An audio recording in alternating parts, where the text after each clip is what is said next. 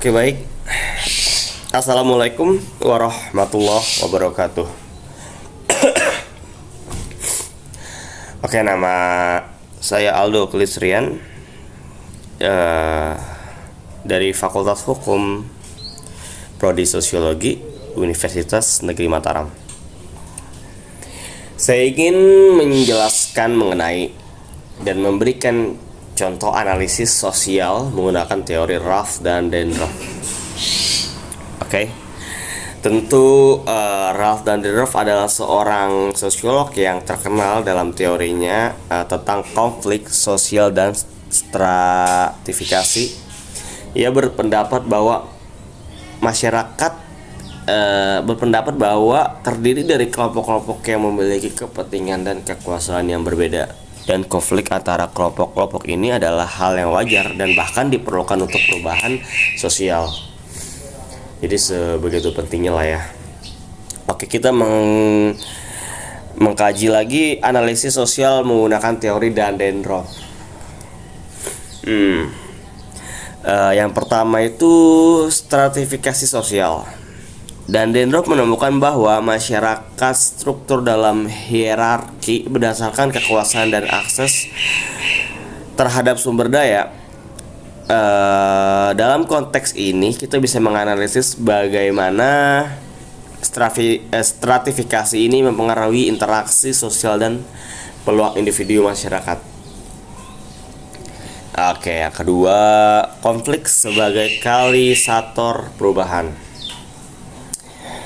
Dan Dendorf berargumen bahwa konflik antara kelas atau kelompok sosial adalah pendorong utama perubahan sosial. Misalnya dalam konteks gerakan buruh, konflik antara pekerja dan pengusaha dapat menghasilkan reformasi dalam kebijakan ketenagakerjaan. Dan yang ketiga, itu peran otoritas.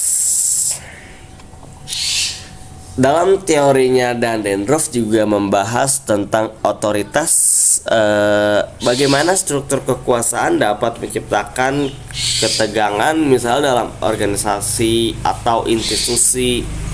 Perbedaan pandangan antara manajemen dan karyawan seringkali nih menciptakan konflik yang mendapat memicu perubahan atau kebijakan atau dalam kebijakan atau praktik.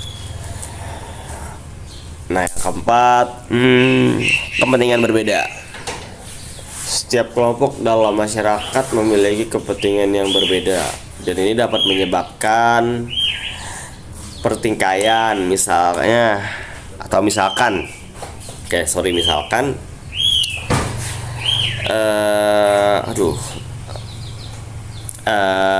dalam konteks politik, ya kan, partai politik yang berbeda seringkali memiliki agenda yang bertentangan dapat menyebabkan ketegangan sosial.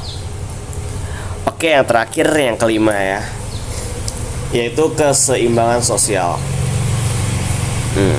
Meskipun konflik diakui sebagai bagian dinamika sosial, dan Dendorf juga menunjukkan pentingnya keseimbangan. Masyarakat perlu menemukan cara untuk menyelesaikan konflik melalui dialog dan negosiasi untuk mencapai stabilitas.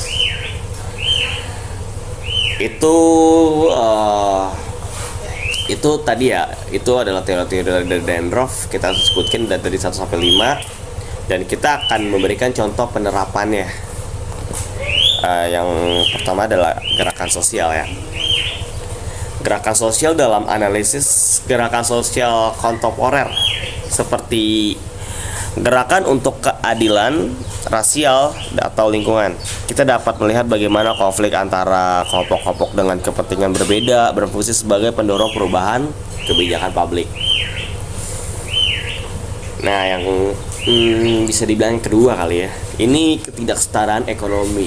Banyak banget tuh ketidaksetaraan ekonomi. Dalam konteks ketidaksetaraan ekonomi, analisis dan Dendorf dapat membantu memahami bagaimana konflik antara kelas atas dan kelas bawah, kelas atas dan kelas bawah dapat menghasilkan tuntunan untuk reformasi ekonomi.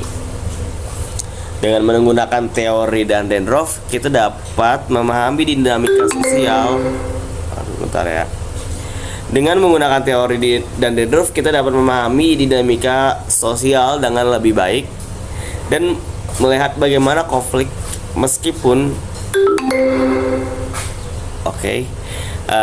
meskipun seringkali dianggap negatif ya, dapat berfungsi sebagai pendorong untuk perubahan dalam masyarakat. Ya, sekian itu aja yang kita bisa jelaskan. Semoga kalian mengerti dan kalian pahami. Sekian dari kami. Assalamualaikum warahmatullahi wabarakatuh.